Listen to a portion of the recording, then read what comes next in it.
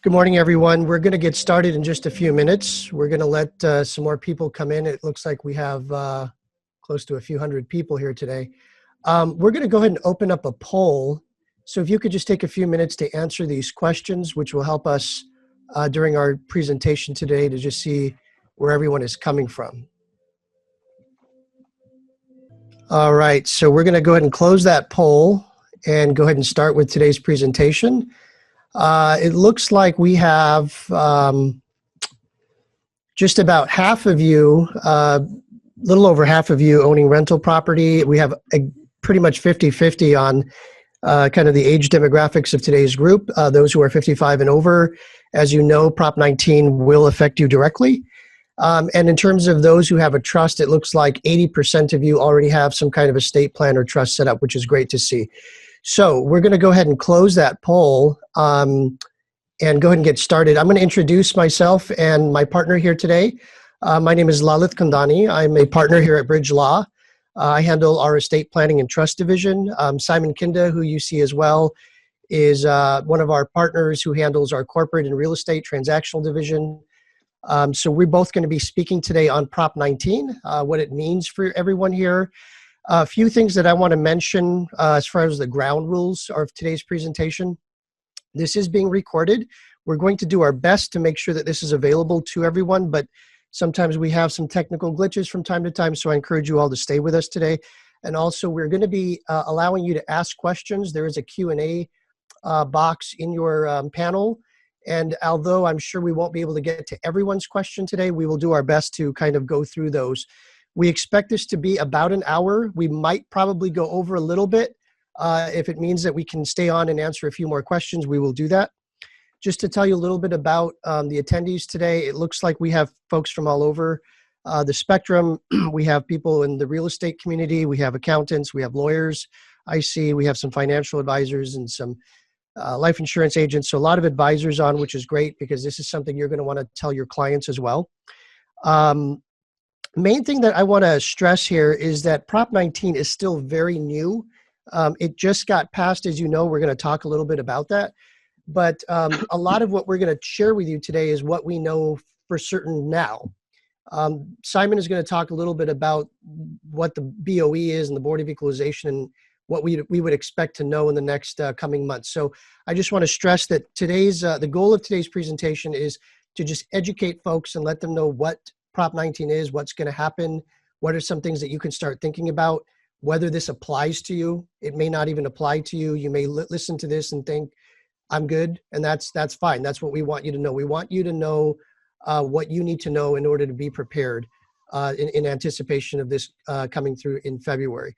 So without further ado, let's go ahead and get started. I'm going to turn it over to Simon, and he will go ahead and begin today's presentation. Great, thanks very much, Lalit. And again, thank you everyone for joining us this morning on a Saturday morning. Clearly by the number of participants we have here, and that number continues to increase as we talk. Everyone really appreciates the importance of this, and we'll do our best to give you some of that sound information. So let's get some of the formalities out of the way and a little bit about the BOE, Lalit, if you wouldn't mind. We wouldn't be lawyers unless we had this line in there. So this is not intended to be legal advice. And jokes aside, this is extremely important. When we talk about your mileage may vary, and it's going to be very important to speak to an attorney about your specific case. As Lalit had mentioned, the Board of Equalization, or BOE, is responsible for managing and equalizing property taxes county to county. And this is something that we as attorneys look to and rely on day to day to ensure we're up to date with the guidance that's issued. And the BOE typically has a fairly comprehensive handbook that one can access and is generally available on their website. But in light of Prop 19, and Lalit, I think I'm correct in saying this, that the BOE has actually pulled that handbook from the website. And the reason being, this still becomes somewhat of a moving target whilst they iron out some of the wrinkles in sort of their understanding and how they expect it to be interpreted and applied.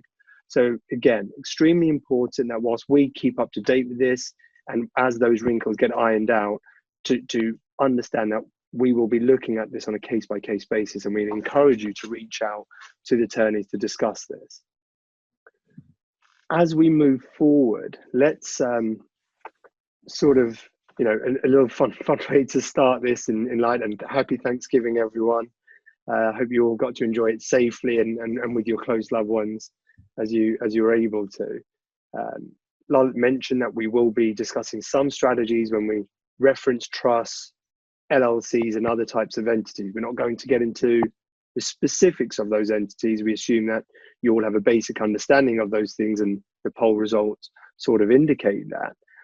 But at the same time, and this image is a great way of illustrating it, is often this is something people don't unfortunately think about in many settings, whether it's the turkey, whether it's an estate plan or otherwise, until unfortunately it's often too late. Certainly something we see with a number of clients and others in conversations we've had during this time. People say, well, this is probably something I'm not really worried about. The problem that may impact my real estate, and speaking to Prop 9 specifically, is something that, well, my kids can deal with it on my passing. You know, it's not my problem, so I sort of wash my hands of it. But something we also see very commonly, very regularly, is that during a person's lifetime, a parent may do a property transfer to their child or children, if that's applicable. And Prop 19 is going to impact you if during your lifetime, and certainly after February 16th of next year, and that's a key date to remember, Feb 16th, it's just around the corner, that it could very well be a present problem for you as an owner of and as we'll get into it, a primary residence or a rental property or otherwise. This could have a serious impact. So again, we'd encourage you to keep an eye on that. Let's look at the 30,000-foot view. Much like anything, there are always going to be winners and losers. And if we look at some of the winners that Lalit mentioned, those over the age of 55, those who are severely disabled, or wildfire victims, are going to be winners of Prop 19. Now, no doubt, Lalit, and you can correct me, there will still be some element of a tax increase, but certainly you will save more money. On the flip side, there are losers, and this is going to impact many of the people that are on this call and those advising people on this call. It's not so great for those who are parents with children and are going to transfer property during their lifetime, or should that property transfer upon one's passing. And you will be paying, and as we get into the maths on this later on, you will see a significant and dramatic increase in property taxes. And again, this is why it's so important to remember that deadline of February 16th and remember to get ahead of this. And that's why we congratulate you all for taking the effort to do so now. And Simon, I'll just add, yes, for the winners, for those of you who are 55 or over, or you have, you're severely disabled, or you meet any of the categories on that first, the winners section, the deadline for that is April 1st. In other words, Prop 19 has two start dates. April 1st is for those who are moving, who are 55 and over, and for those parents and children who are transferring, which we're calling the losers in this, that deadline is February 16th. Right, yeah, thanks very much for that. And so extremely important to note. So as we move forward on this, and Lalit, I know you'll sort of hand over and take over and go through some of the background that sort of got us to where we are today. There's a wonderful saying by Otto von Bismarck, and I think this is certainly true when we look at Prop 19.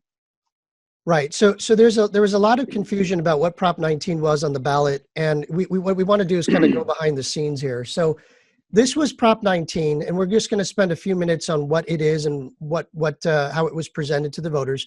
So Prop 19 was entitled "Protection for Seniors, Severely Disabled Families, or Severely Disabled and Families and Victims of Wildfire Natural Disasters." So, Anybody reading this title, you would imagine that who in the heck is going to vote not to protect our seniors? What kind of monster is going to say, I don't want to protect our seniors or the severely disabled? And so you would think that something like this would have passed, 90% or more, given how it was titled and what it kind of alluded to.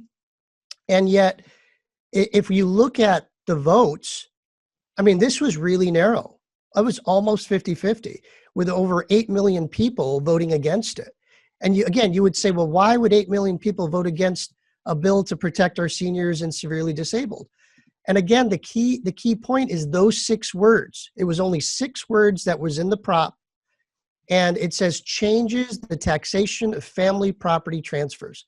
It really doesn't go into the level of detail that we're going to go through today, but that again is kind of the scary part about propositions that are on the ballot. You really need to make sure that you look beyond the title, and you have to even make sure you look beyond those 6 words, because there's a lot to unpack here. And if you could see just the litany of various publications and newspapers who actually were opposed to Prop 19. Again, so you get the feeling that this has more to do with just protecting our seniors. There's probably a little bit more to it.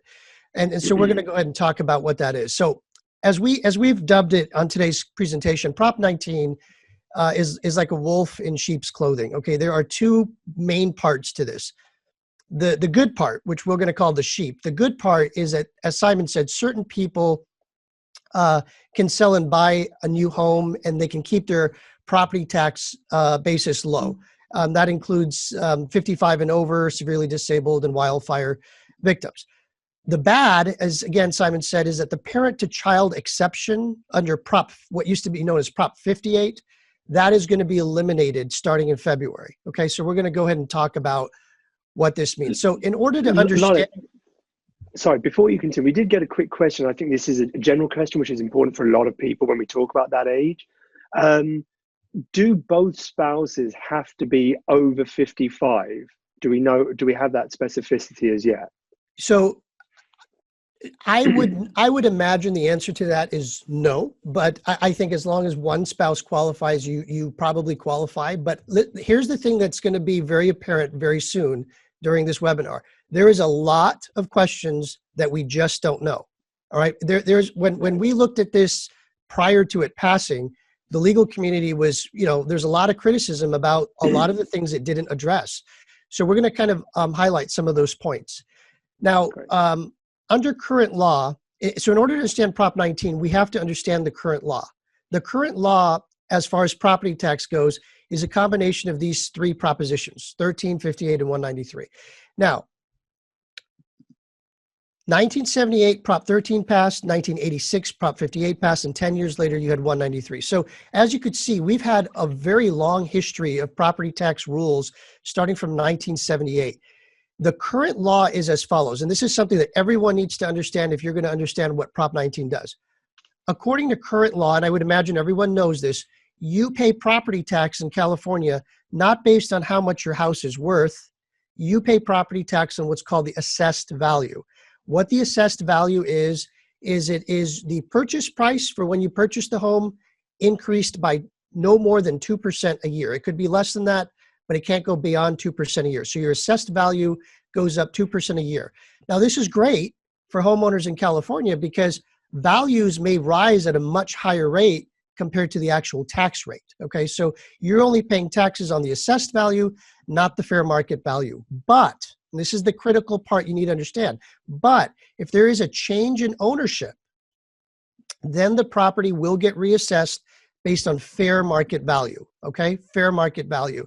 So one big exception to this is that the transfers between parent and children during life or at death generally is considered a change of ownership. But according to current law, if you are transferring your primary home to your child, or if a child is transferring their primary home to their parent, under current law, that is an exception. In other words, the property will not be reassessed at fair market value. So if it's your primary residence under current law, and I'm transferring my primary residence to my child while I'm alive or after I've passed away, there is no reassessment under current law. It's just still the assessed value the child will pay on.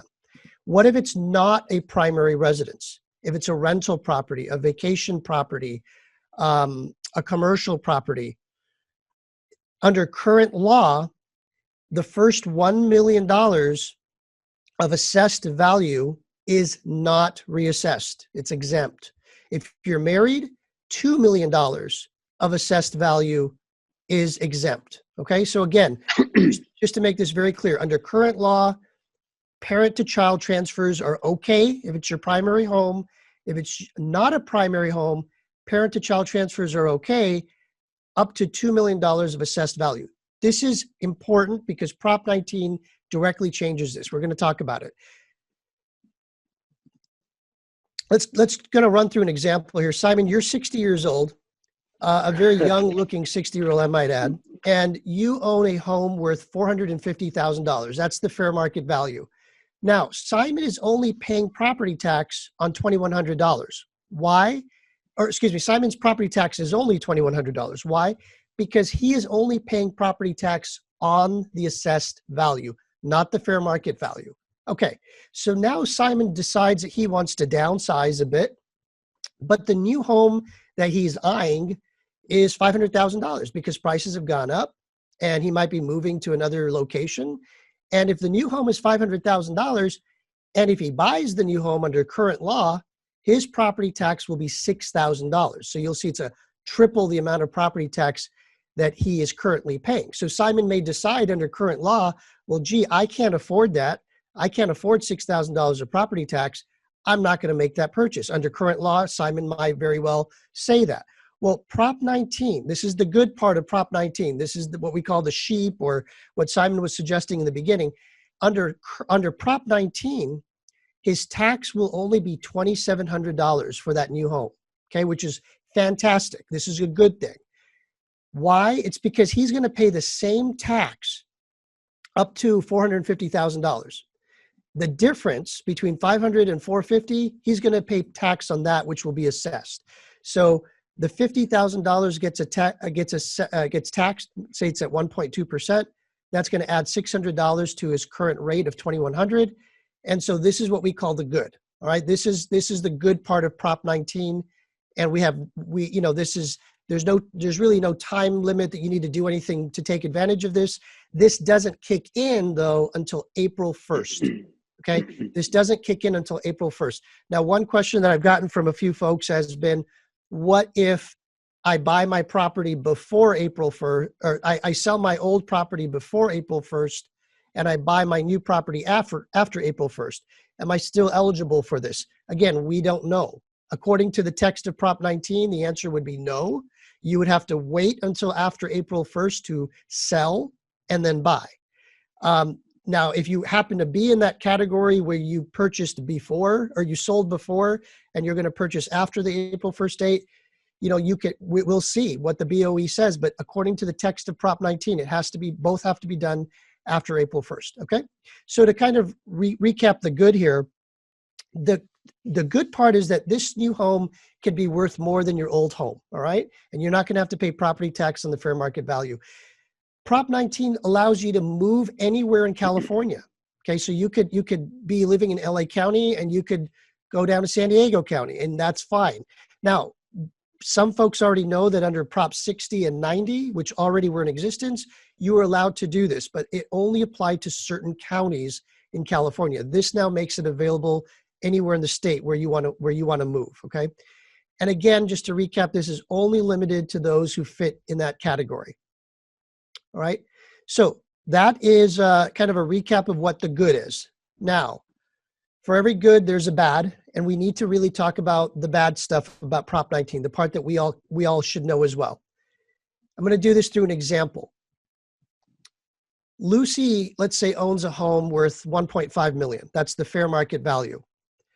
Let's say her property tax is only $2,500 because, again, her assessed value is only $210,000. She bought it 30, 40 years ago, which is a lot of our clients. Now, Lucy passes away and she leaves her home to her only son, little Ricky, and his property tax under current law, once his mother passes away, will only go up 2%. Okay, so his new property tax would be 2550, and it doesn't matter whether Ricky lives in the home or Ricky decides not to live in the home. According to current law, we don't really care where the kids are living. They could inherit the home, they could be transferred the home. Their property tax is going to stay the same if it's a primary residence, and it doesn't matter where they live. That's the current law. Under Prop 19, if it's a primary home, now it matters where Ricky lives. If Ricky doesn't move in to his mother's home and he inherits it, according to Prop 19, his tax will go up to over $18,000, okay, nearly 10 times the amount of what is currently being paid under current law. Okay, so under current law, he would only pay $2550. Under the new law, if he doesn't move into the property, it's going to go up to over $18,000 a year because it's going to be reassessed at fair market value. Now, this is the part that I think Simon mentioned earlier, which I want to also emphasize again. This can take place even during your lifetime. This doesn't have to be when you pass away. For example, if I'm a parent and I transfer the property to my child while I'm alive, or I add them to the deed, or we have to do a refi and for some reason I can't be on there and I'm going to put my child on the title, that's a transfer. That's going to be a reassessment from parent to child after February. So after February, even if we're living, you do not want to be making transfers between parent to child because it's going to cause a property tax reassessment unless the child moves in. So here's the other example now. Same facts, but what if Ricky moves into the home?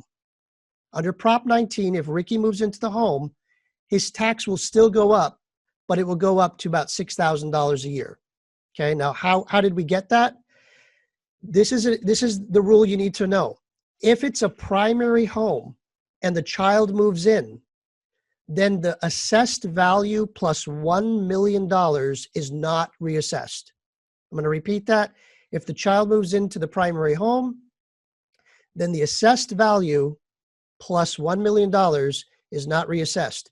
Anything above that will be reassessed. So going back to this example, the assessed value was $210,000 at the time that Lucy made the transfer. When she passed away, the assessed value was $210,000. We add $1 million to that, that's 1.21. The first 1.21 is not reassessed. The $290,000 difference between 1.5 and 1.21, that is going to get reassessed. And that's how we come up with the $6,000 figure. Now, again, if Lucy transfers to little Ricky while she's alive and he moves in, he's still going to have, the property tax is still going to go up, okay? So one of the myths about Prop 19 is this only takes place when you pass away. It's going to happen when you pass away for sure, but it can also take place while you're alive. Simon, do you want to go ahead and take the next couple of questions we've got here? Yes, I was just actually going to, before we go on in the slides, a couple of questions that come up. And again, to our listeners, don't be surprised if to these questions we get a lot of, we're not certain, because as we mentioned, there is still some things that need to be worked out here. One of the questions, Lalit, was, is the $1 million per rental property, or is it in the aggregate? So that's a great, we have many people that have that. Yeah, that's a great question. And I mean, I could answer it in two ways. In one way, I could say it really doesn't matter because that law is going away in February. So in some ways, according to Prop 19, they're not going to let you transfer anything other than a primary residence if the child moves in. So, but to answer the question directly, under current law, that $1 million applies to the transferor. So if I'm a parent and I'm married, between me and my spouse, in our lifetime, we can transfer up to $2 million of non-primary residence to our children without a reassessment. That's based on assessed value. So I could do it while I'm alive. I could do it after, it could happen after I die. But the point is, non-primary residents under current law can transfer to your children. The first $2 million of assessed value will not be reassessed if you're married. If you're not married, it's $1 million. It's not per property. It's based on the transferor's total ability to do that during their life or death. Great, thank you. And one more question, which I'm happy to take because it's applicable to a few people that have asked this question. Again, many people have more than one child. And so this idea of little Ricky in this case, and if we have little Susan and others, uh, does only one child need to move into the residence, or do all of them need to move in? I think as we currently understand it, well, I shouldn't say as we currently understand it, we don't really know if all are going to need to move in, or if in fact, if only one moves in and the others do not, do they only get a partial exemption based on that pro rata share? And I think that's still one of those things, again, unfortunately, that's to be worked out. But Lalit, I mean, I don't know if that's correctly answers that in your opinion. That's 100%. What we know for certain is that Prop 19 makes no mention of what happens if you have more than one child. Again, I'm going to sound like a broken record, and for those clients who have heard me talk about this, or my colleagues or coworkers, you will have heard me say this a dozen times. This is something that needs to be, sort of addressed as far as these props, because there's a lot that Prop 19 just didn't talk about. All right. So we don't know. Does it require the one child to move in to take advantage of that lower property tax reassessment? Does it require all the children to move in? Are they going to prorate it? This is something that the Board of Equalization is going to need to figure out. And by the way, the Board of Equalization does not want to be in this position. They didn't write Prop 19, but they are going to be the ones responsible for now implementing what has been written. So these are the regulations that we need to wait and see how they turn out. Okay. Great. So Simon, Thanks do you want to very go much. ahead and get to the? Yes. Yep. Yeah, absolutely. Let's move on. So here's a question which, again, applicable to many people we know, and you listening will know of people in this situation. So what if Lucy moves into a nursing home and or she rents out the home, and then little Ricky moves into the home after she dies? Well, remember, we're on the focus of the bad, and there you have it. There is going to be a reassessment. Remember, under Prop 19, if the child moves into the primary residence, we have the assessed value in the $1 million exemption that won't be reassessed. But if the move-in exemption works only at the time of the transfer from the parent, whether they are alive or at their death. So it's extremely important. And so we are going to see this reassessment, and it will be reassessed at fair market value. So there's a huge thing to consider then. If we move on to the next one, again, another situation. Well, what if little Ricky moves into the vacation home instead? You should guess it by now what the answer is going to be. There is going to be a reassessment. This is something that a lot of people are going to face with that second property. Because it's not the primary home, there will be a reassessment. And so it has to be a parent's primary home and the child's primary home to sort of take advantage of this exception that's going to apply.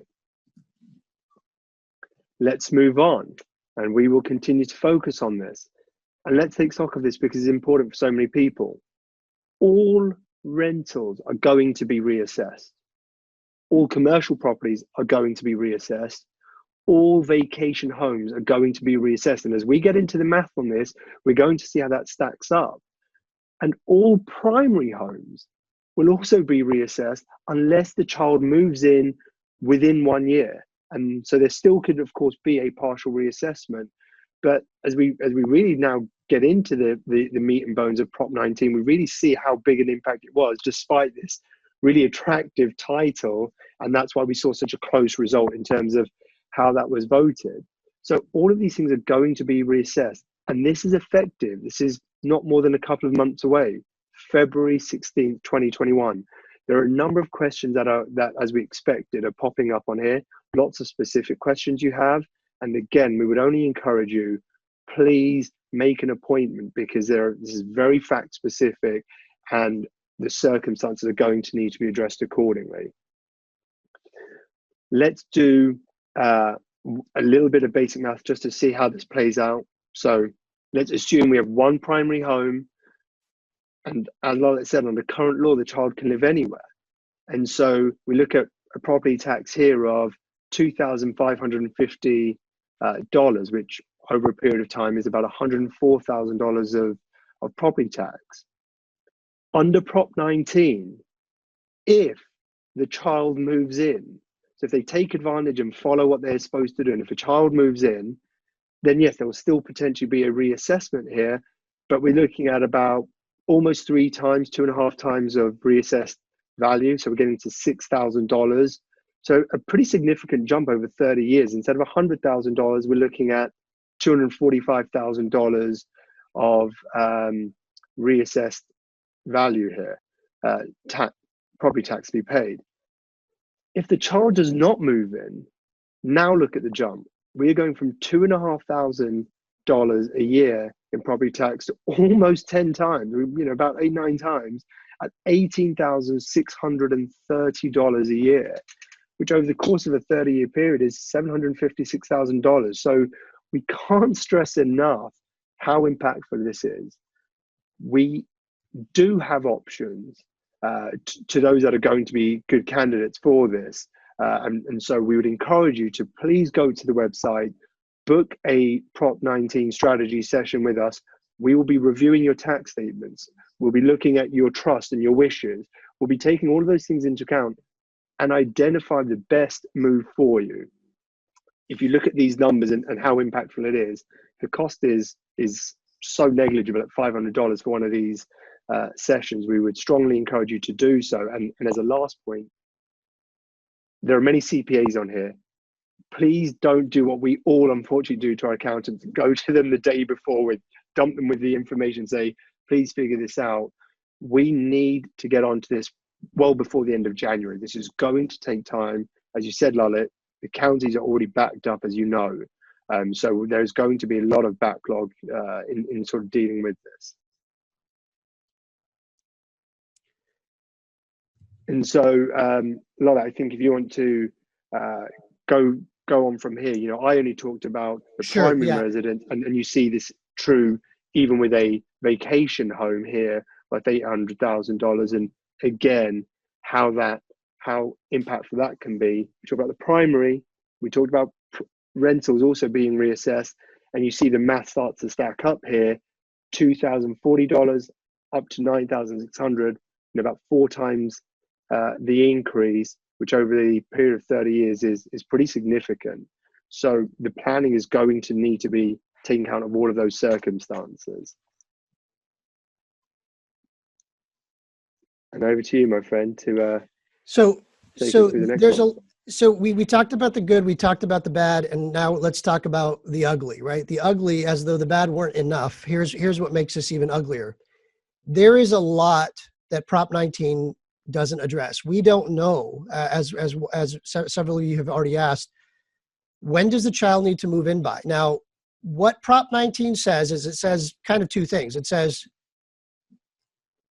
that the child's intent needs to be made within 90 days of the transfer. So if I'm transferring my home to my child, within 90 days, the intent to move in has to be formed. Okay, how do we get that? If I pass away within 90 days, the intent of the child to move in needs to be formed. But within 1 year, the child needs to file a claim form indicating that they are now claiming this as their primary residence. That form is due no later than 1 year from the date of transfer or the date of death, okay? So if I pass away within 1 year of my date of death, my child or someone on her behalf needs to file that form, indicating the child intends to make this their primary residence. But when does the child actually need to move in by? We don't know. What if there's more than one child, as Simon discussed? We don't know. Does it require one child to move in? Does it require all 4 children to move in together? Which Simon, I think, would make it pretty fun dynamics if all the children need to move in together, wouldn't you say? Yeah, gosh. We've seen some fun stories there, yeah. Simon and I were talking about this. What if the child moves in for a period of time and then moves out and then rents it out? Does the property tax basis go up at that point? I would imagine, but again, we don't know. Prop 19 does not discuss that. How long does the child need to live in the property for? Again, And this last point is very key. Okay, I'm going to kind of highlight this here if everyone can see. This last bullet is extremely, extremely important. This is what's going on, folks. And it's better I just tell this to you directly, all right? There's no sugarcoating this. During the 2020 year, because of COVID, all of the recorder's offices, all of the assessor's offices have been already extremely backlogged. Most assessor's office and recorder's offices are closed. You can't go there in person. Okay, that's been the case since about March or April. And they are so backlogged, regardless of Prop 19. Before Prop 19 even passed, they were 4, 5, 6 months behind schedule. So this prop is only going to make things a lot worse in terms of the backlog. So one of the critical things that we don't know, but you should plan for this, is that if a parent transfers a property to their child before February in order to take advantage of the current law, you want that transfer to occur before February, not just the transfer, but also the recording of the claim form. Okay? In other words, we ideally would want it to be stamped and recorded by the recorder and by the assessor prior to February 16, 2021. Now, is that going to be possible? Are they going to be able to keep up with that backlog? Are you going to fill in a form and sign it in December or January, and it might not be till May or June until the recorder records it?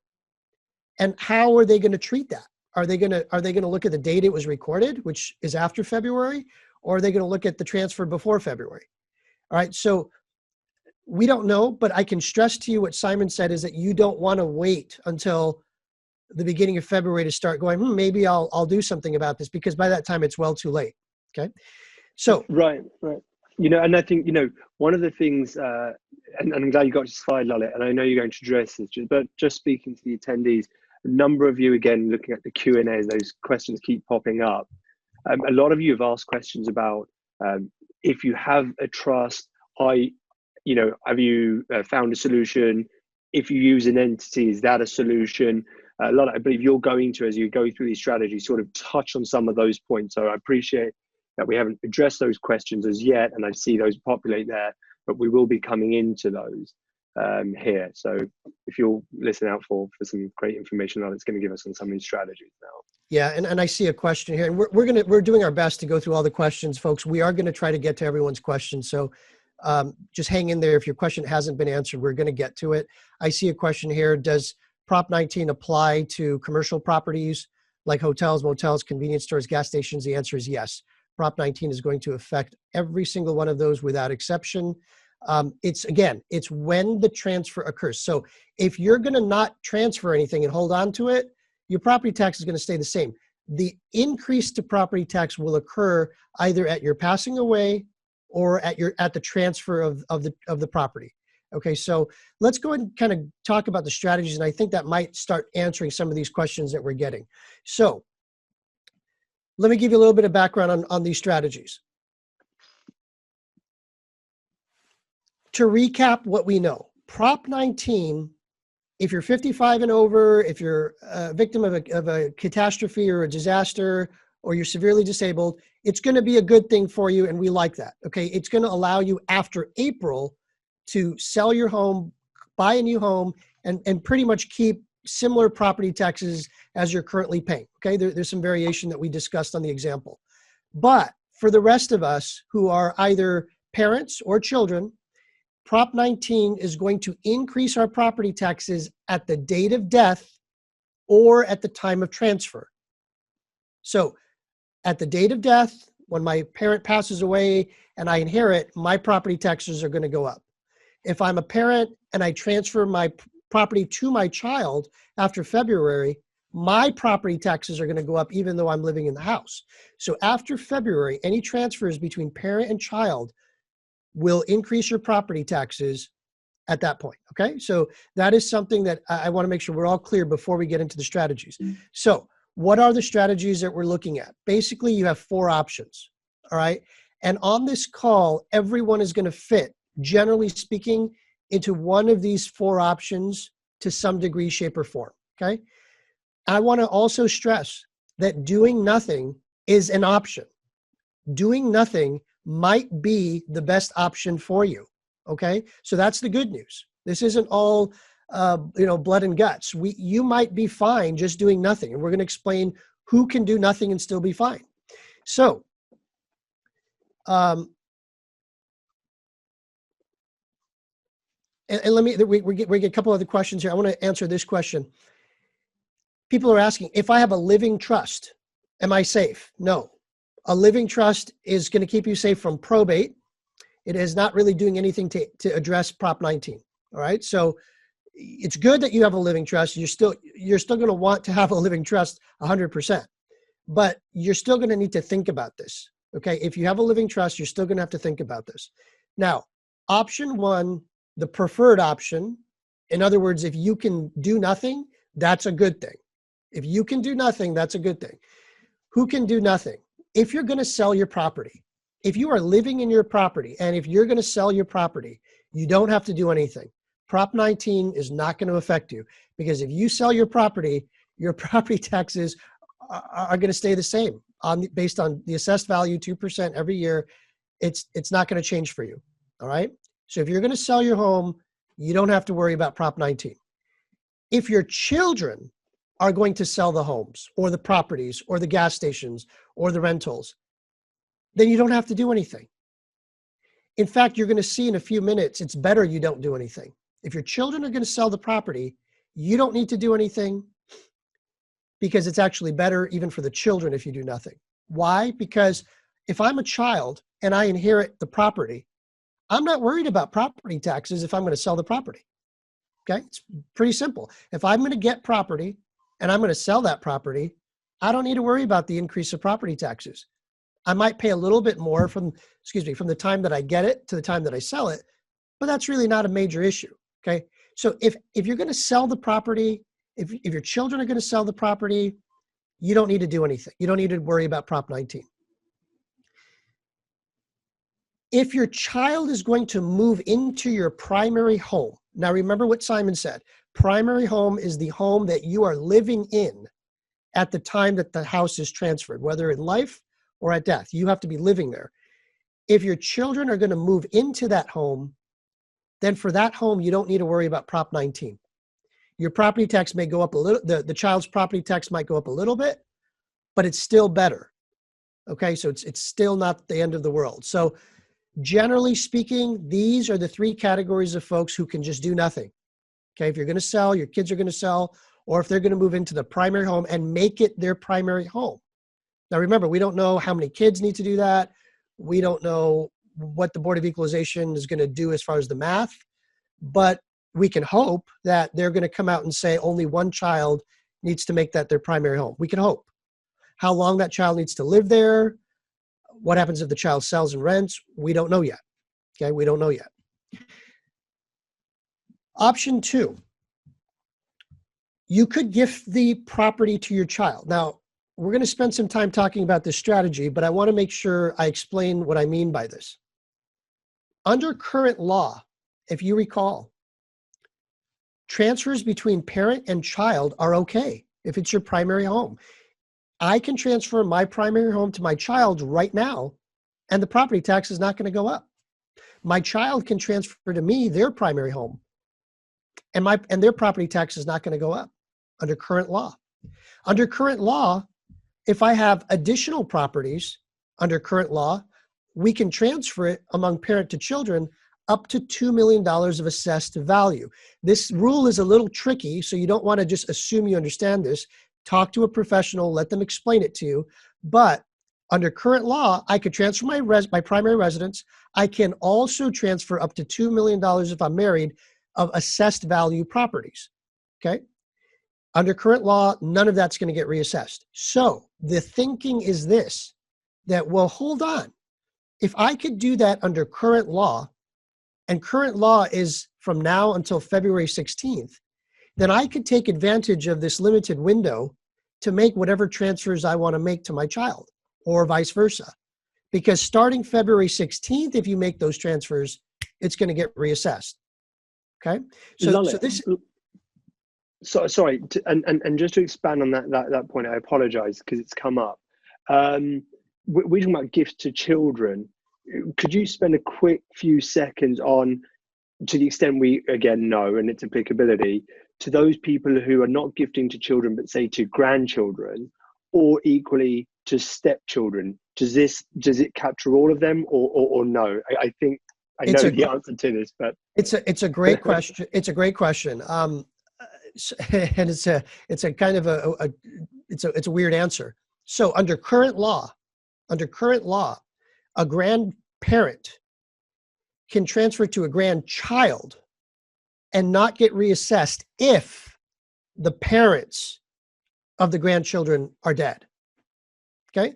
So under current law, a grandparent can transfer to a grandchild with no reassessment if the intervening generation, the parents or the parents of the grandchildren, are both deceased or is deceased. That's under current law. Now, under current law, can a parent transfer to a stepchild? Yes. Can a parent transfer to a daughter-in-law or son-in-law? Yes.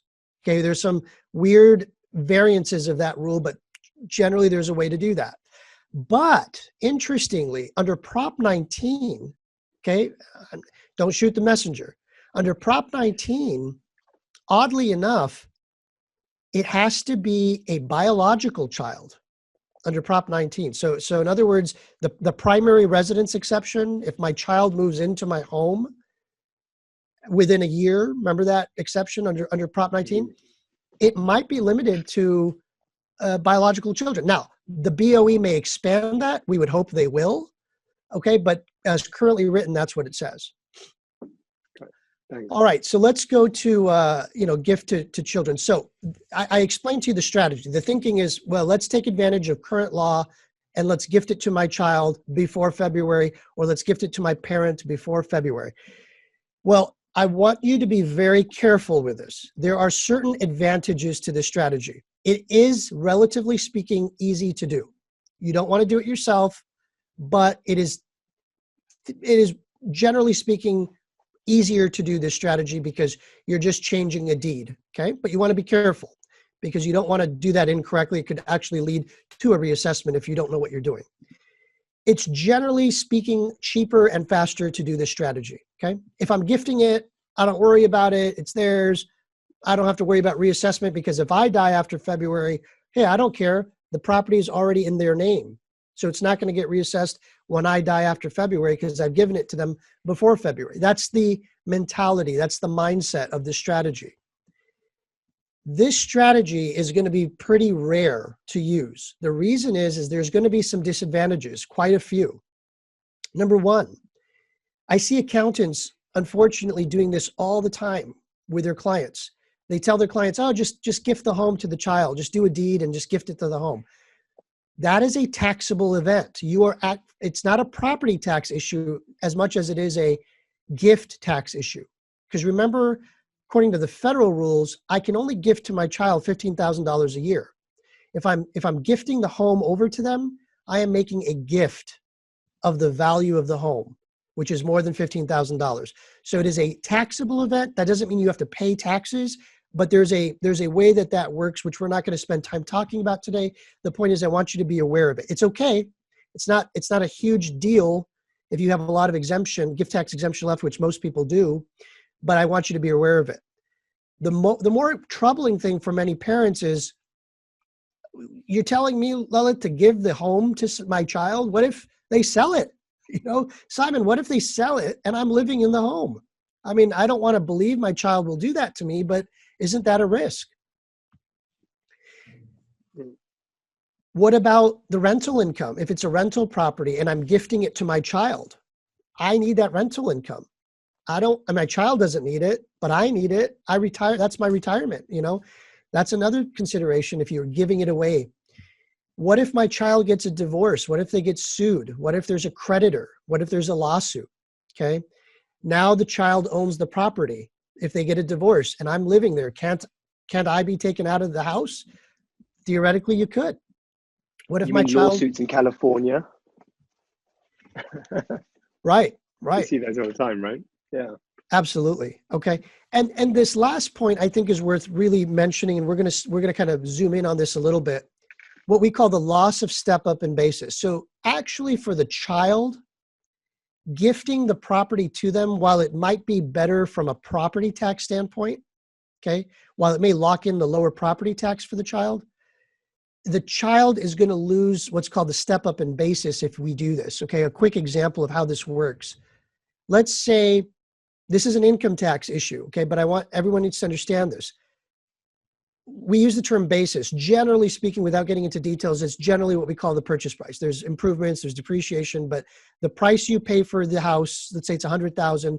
Let's call that, for the purposes of today, the basis. Okay, I purchase it for $100,000. That's my basis in the property. If I sell it for 1.2 million, we all know this. I have to pay tax on the gain.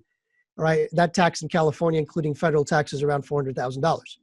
Now, that's what happens if I keep a property and I sell it, right? I have to pay the gain. Now, there might be some exclusions for primary residences under 121, but ignoring those.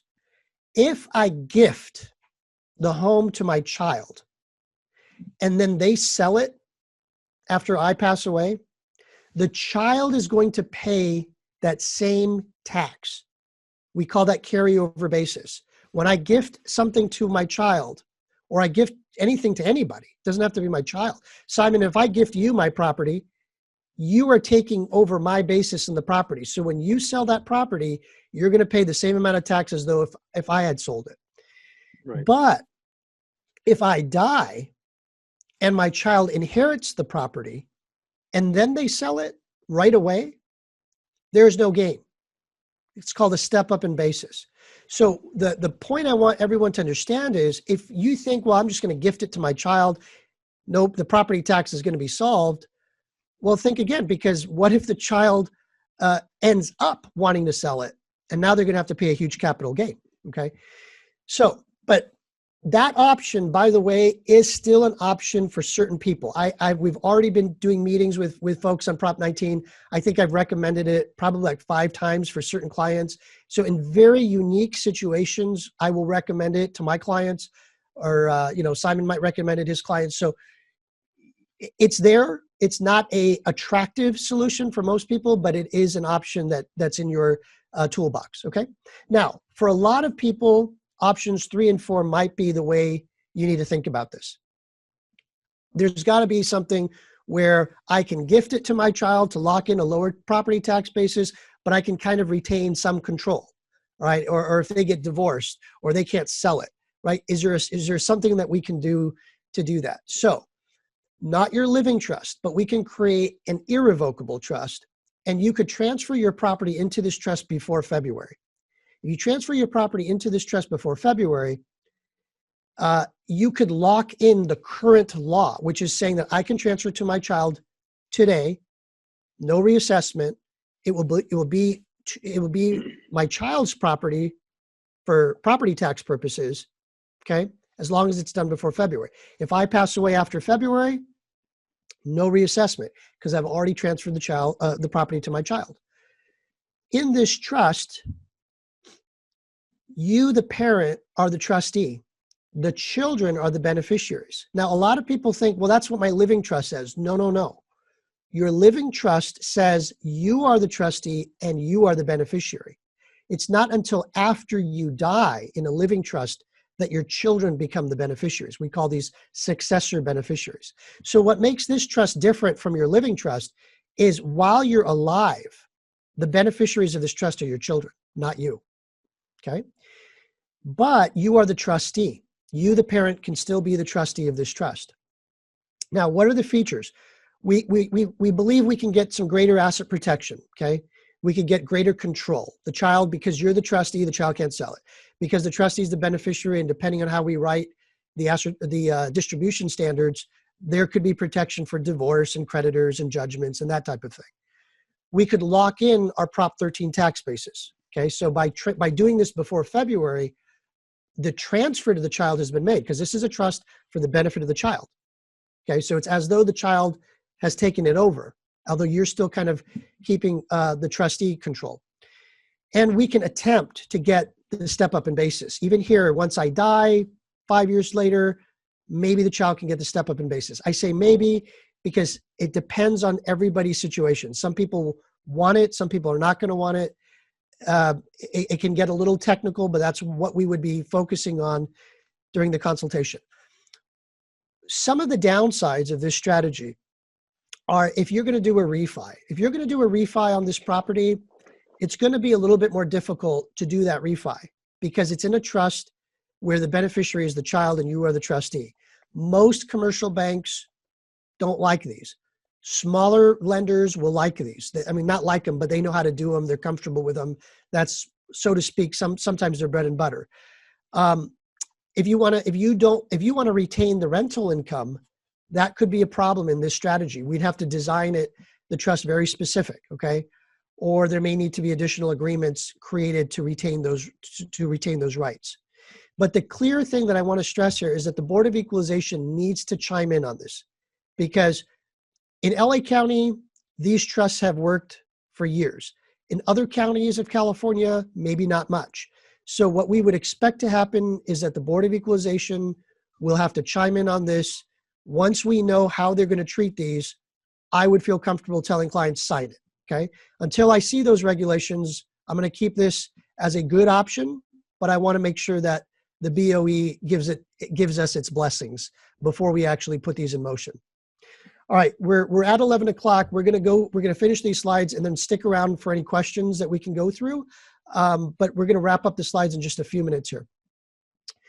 A lot of people have been asking, what if I have an LLC? What if I have already created an LLC? Is that a bad thing? No, that's fine. You should still keep the LLC.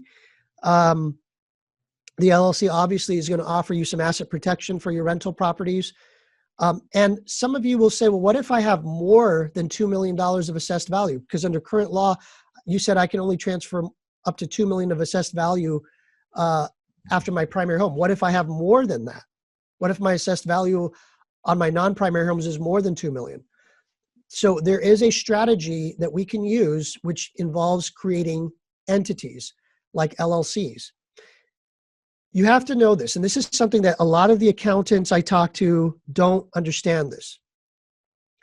If you have an LLC currently, and you pass away, and you think that my LLC is going to go to my trust, or my LLC is going to go to my children, it will, but there will be a reassessment for that property that's owned by that LLC. That is under current law. That's not because of Prop 19. That's under current law. Because the parent-to-child transfer does not work within LLCs. Okay, a lot of people don't remember that. So you may think, well, then what if the parent just transfers their ownership of the LLC to their child right now? All right, fine. What if I just take my 100% ownership of my LLC and I gift it over to my child? Remember, the parent-to-child exclusion does not apply to LLCs. It will be reassessed if you do that. If you try to just change your LLC ownership and make your child on the LLC, it will get reassessed even under current law. The reason for that is because entities use different rules. The Board of Equalization looks at different rules for when an entity gets reassessed. So a property that's owned by an entity will get reassessed if more than 50% of the ownership of that entity changes hands, or if a change of control occurs. Okay, so if one of those two things occurs, then the property that's owned by the LLC will get reassessed. So what is the solution? The solution is, before February, we have a lot of work to do if you decide to take advantage of this. What we have to do is we have to create a couple of entities and move the interests in the entities in and out. Eventually, we will end up coming up with one entity that will own the property, generally in a fractional proportion. In other words, the parents, for example, may own 49% and the children may own 51%. Okay? But if you try to do that yourself within the entity, it's going to get reassessed. There's a very careful planning way to do it. It has to follow certain steps. If you break one of those steps, it'll get reassessed. So you got to be very careful with this strategy. But it is a powerful, powerful, powerful strategy. Okay. You could leverage up to almost $100 million, by the way, if you use this strategy using the 2% rule. So to wrap it up, these are the things that you need to be thinking about. Are you going to sell your property? If you are, don't worry about Prop 19. Speak to your children. Speak to your children. If they're going to sell the property, you don't need to worry about Prop 19. Okay. You don't need to worry about Prop 19. It's better not to gift it to them because they're going to lose the capital gain exception. Think about which taxes are more important. Is it better to pay lower in property taxes or is it better to pay more in capital gain taxes? Again, that goes to whether or not the property is going to be sold. All right. And then are there going to be estate taxes? So for our clients, you guys already know what estate taxes are. The key thing here is we don't know what's going to happen next year with the Biden plan, whether it's going to go down to 3.5 million or it's going to go up to 11.7. Okay. I think a lot may depend on that Georgia race. But anyhow, the point is there's a lot of considerations that we need people to be thinking about to decide what's the best move for them. Okay. Yeah, thanks very much for that, Lalit. And lots of useful information, a lot of questions, many specific questions that people have. And again, we would really encourage you to book a session with us. What is that going to look like? You've got our contact information there in the email that gave you the information with respect to this link and this webinar. There is an opportunity for you to book a session just so you've got some idea of what that strategy session is going to look like as we move on, Lalit, from here. The strategy session, in light of the pandemic and the rising numbers, of course, we were keeping it safe. You'll have a Zoom meeting with Lalit and or myself as part of that. We'll be reviewing your trust.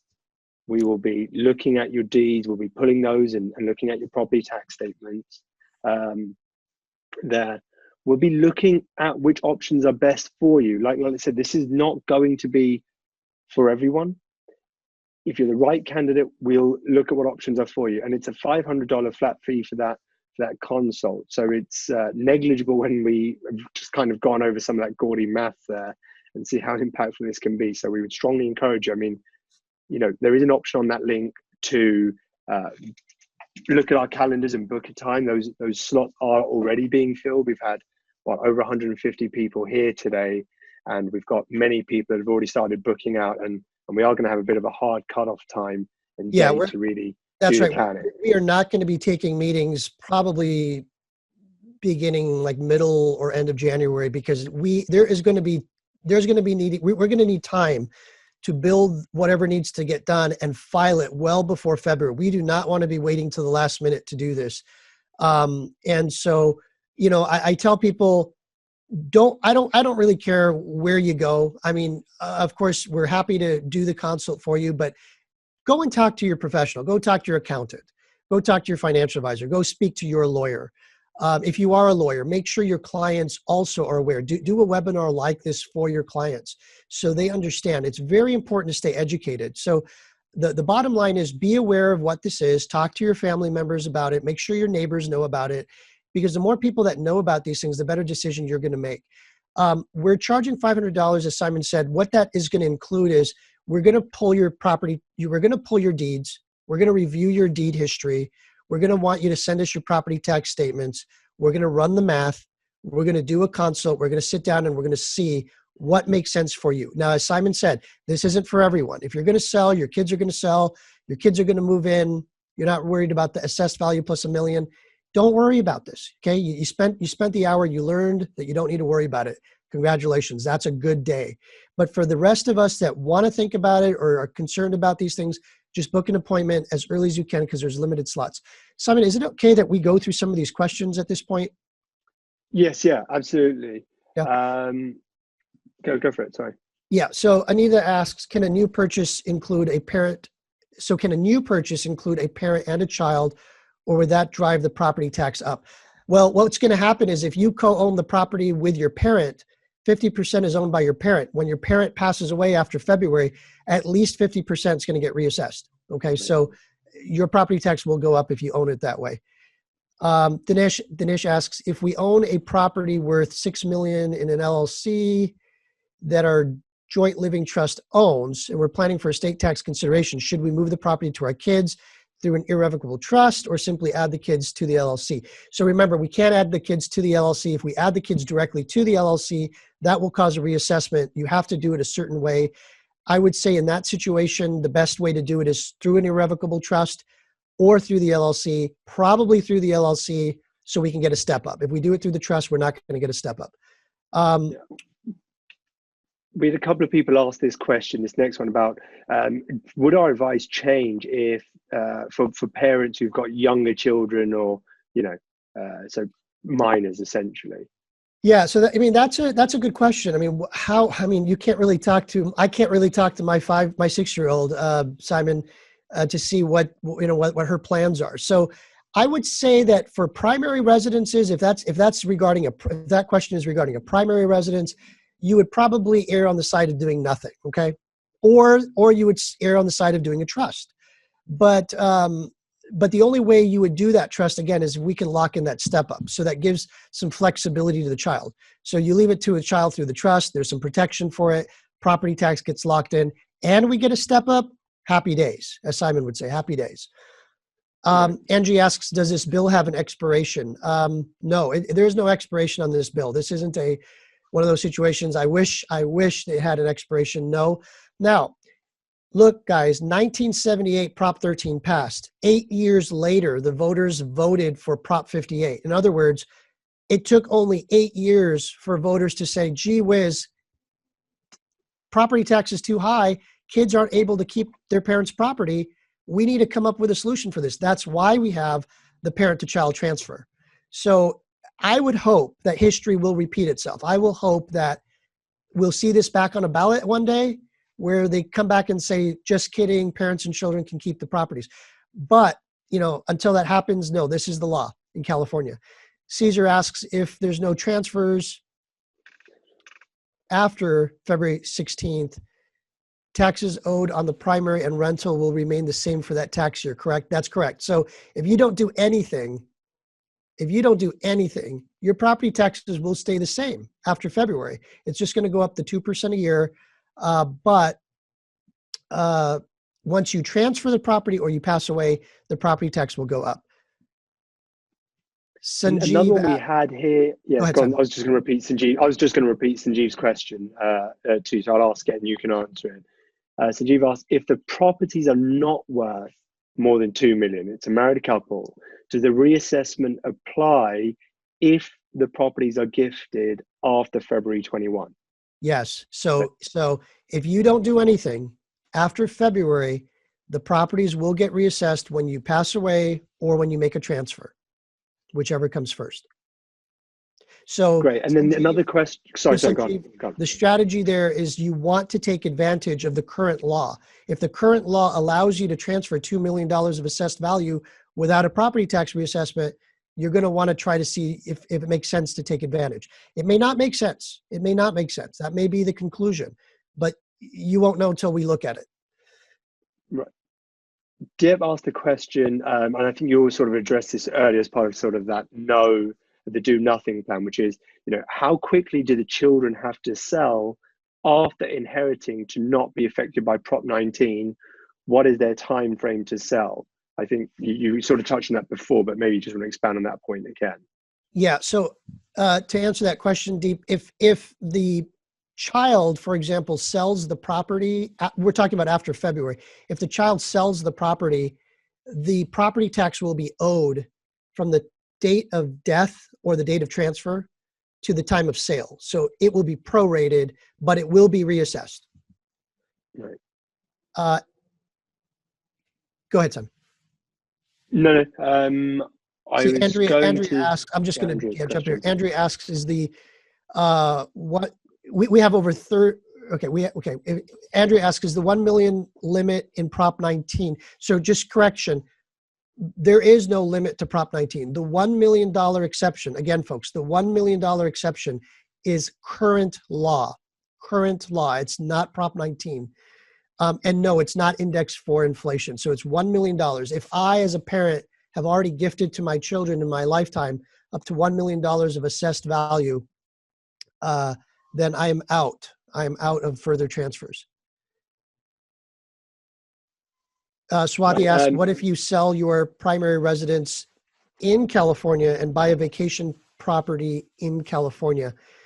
If you sell your primary residence, there's not going to be a tax. If you buy a vacation property, there's not going to be a tax. So remember, Prop 19 is only talking about if I'm transferring, gifting, or someone is inheriting, if change of ownership is occurring, okay? Got it. Erin asked this question, how are properties reassessed? Is the value they assess close to the true real estate value? So I think your question here is about the assessment as it relates to fair market value versus the assessed value. That's right. It's generally the fair market value. So if a property is going to get reassessed, it's going to be based on the fair market value of that property. The assessor has a very good idea of what that is because they know everyone's fair market value. So they're going to do it based on what they're doing for houses near you in your community. Okay, we're at 11:15 now, so we'll try to answer maybe another question before we let everyone. Yeah, let's try to answer a couple more questions. We keep getting more questions, so let's try to see if we can knock these out. Let's take Jackie's one. Jackie Tran, again, this goes to the whole biological need. What about and parent-child? What about transferring to siblings, so your sister or your brother, or nieces and nephews? Yeah, you can't, under current law, you can't transfer to anyone other than your spouse or your child, because if you do, it's considered a change of ownership. So if you're transferring to a sibling or if you're transferring to a non-parent, non-child, generally speaking, it will get reassessed. This is a very intricate question because this is why we need to pull the deed history. If you are considered what's called an original transferor, you are allowed under current law to add someone called an other than original transferor if it's a joint tenancy. It's very intricate. There may be a way to add a sibling, not what I would recommend from an estate planning standpoint, but from a property tax standpoint, it could be a solution. So again, I would encourage someone who has that question to make an appointment. Okay, Brian asked a question. So I'll ask this one, then you go to your one. Brian asked a question. Given the ugly and how many unknowns we have, and how closely we're following this, have you got any sense of when we think the BOE is going to give further clarification to answer some of that ugly? I think we're sort of watching this day by day at the moment, given the short time frame. There's no telling. The board. This is a great question. I mean, the Board of Equalization doesn't have to release anything even before February. I mean, it would be nice, and we would expect them to, but look, there's a lot of work that they have to do because this is taking we're talking about 42 years of law that got changed just like that. They're in a really tough position to have to now figure out how they're going to implement this. And the voters, the prop didn't give them much time. The fact that this takes place in February, the only job worse than ours right now is if you're working at the BOE. You don't have much time to figure this out. So Brian, to answer your question, we don't know.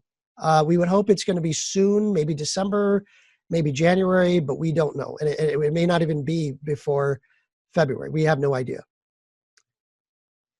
I think you were going to look at another question, Lalit, there that you wanted to take.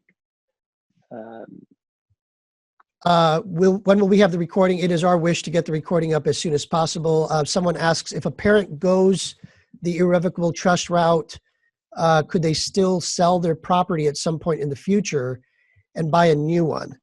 How would it affect step-up versus property tax basis? That's a great question. Make an appointment, I would say. But to answer it very simply, generally, you should be able to sell the house. But again, if you're going to sell the house, you're probably better off doing nothing rather than creating a trust just to sell it.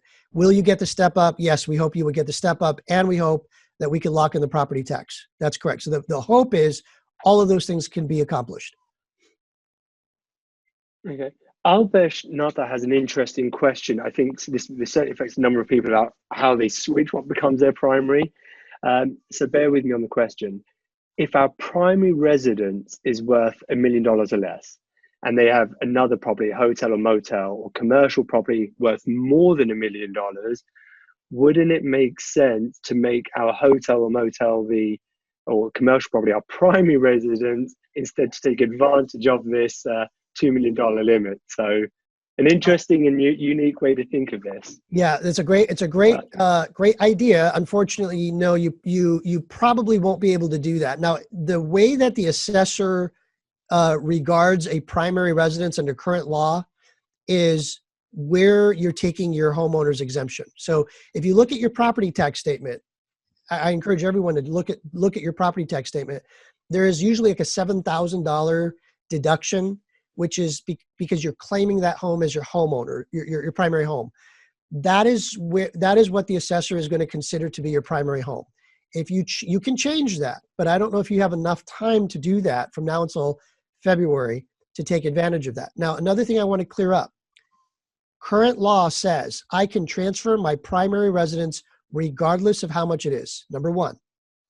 And I can transfer up to $1 million of additional property assessed value, or $2 million if I'm married. So it's not that the primary residence is included in that $2 million calculation. I know that wasn't the question, but I wanted to clarify that. How about we take 2 more questions, Simon? Is that good with you? Yeah, go for it. One here from Chris. We touched on it earlier about the use of irrevocable trust. In this instance, Chris asked, if we place this in an irrevocable trust, is there any reason why children would not get the step up in basis at death? Yeah, so this is when we talk about irrevocable trust, this is going to be a function of how we write it. This isn't like a trust where it's written the same way for everybody and everyone's it's not a one size fits all trust. I wish it were. I actually really wish it were. These trusts are custom written based on your unique situation. If somebody wants to step up in basis in the trust like this, we can probably achieve it. Okay, we can probably achieve it.